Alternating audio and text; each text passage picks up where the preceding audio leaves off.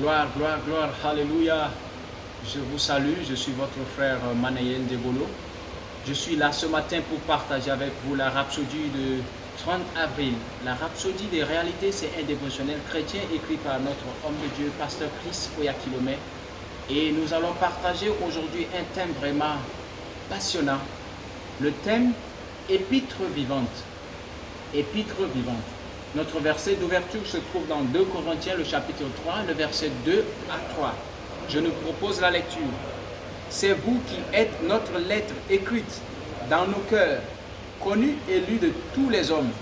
Vous êtes manifestement lettre de Christ, écrite par notre ministère, non avec de l'encre, mais avec l'Esprit de Dieu vivant, non sur des tables de pierre, mais sur des tables de chair, sur les cœurs. 1 Pierre 1, le verset 23 nous dit « Puisque vous avez été régénérés, non par une semence corruptible, mais par une semence incorruptible, par la parole vivante et permanente de Dieu. » Alléluia. Tout chrétien est donc l'épître du Christ, car nous sommes nés de la parole. Nous sommes des descendants de la parole.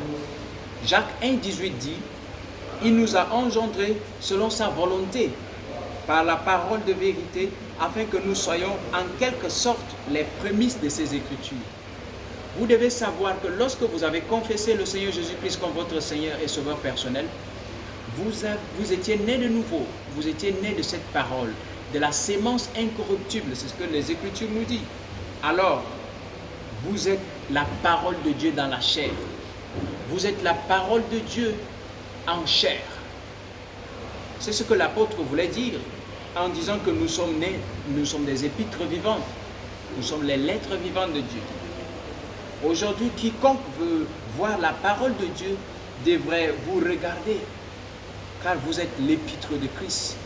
Lorsque les incroyants vous voient, lorsque les gens qui ne sont pas nés de nouveau, les gens qui ne connaissent pas Dieu, lorsqu'ils vous voient, ils voient la parole de Dieu. Vous êtes la parole de Dieu vivante en marche, au milieu des hommes.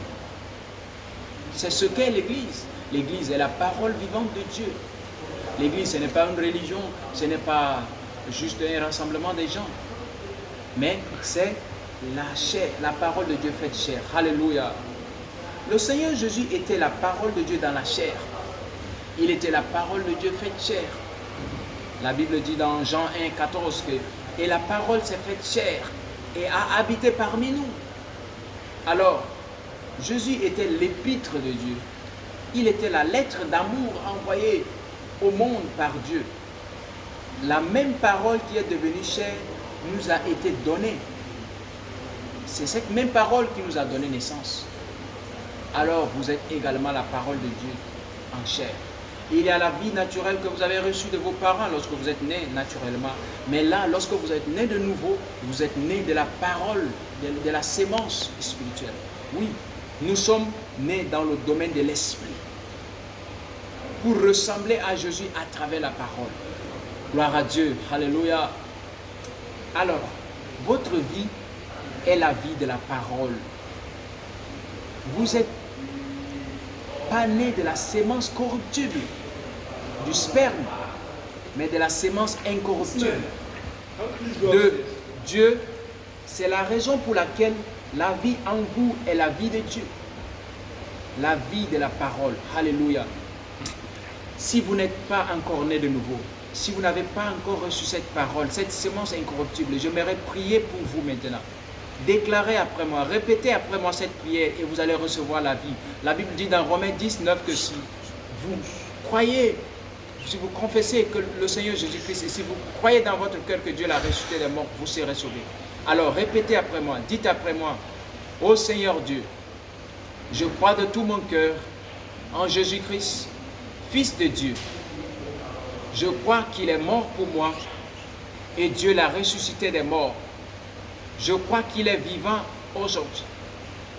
Par lui et en son nom, j'ai la vie éternelle.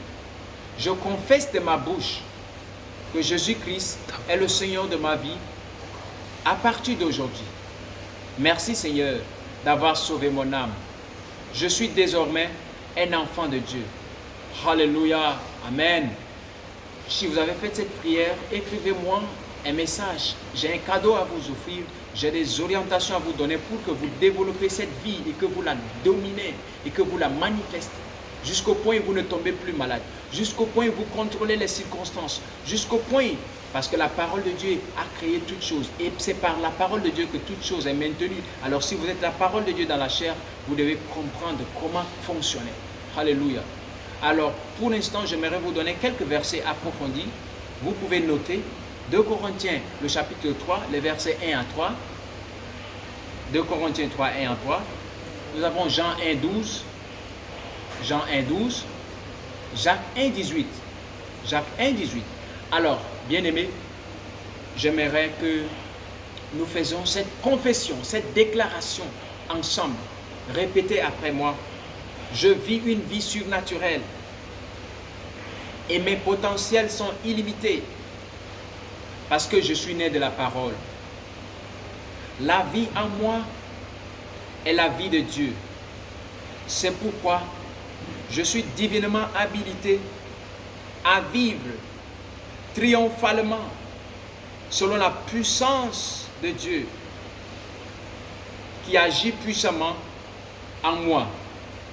Grâce à moi, beaucoup parviennent à la connaissance de Christ aujourd'hui, au nom de Jésus. Amen. Bien-aimés, je prie pour vous, de là où vous me suivez, vous avez un miracle maintenant. Vous avez la santé parfaite. Je déclare la santé totale dans votre vie. Je déclare la prospérité dans votre vie. Vous êtes fort dans votre foi. Vous avez vaincu le monde. Et vous êtes plus que vainqueur. Vous sortez de toutes les chaînes, de toutes les limitations dans vos vies maintenant. Dans le nom de Jésus. Et vous êtes un arbre de justice. Vous portez des fruits abondamment pour le royaume. Vous êtes une bénédiction pour les autres. Alléluia, dans le nom de Jésus-Christ. Bien-aimés, que le Seigneur vous bénisse. Shalom, shalom. Demain, nous verrons un nouveau numéro de la Rhapsodie. Amen.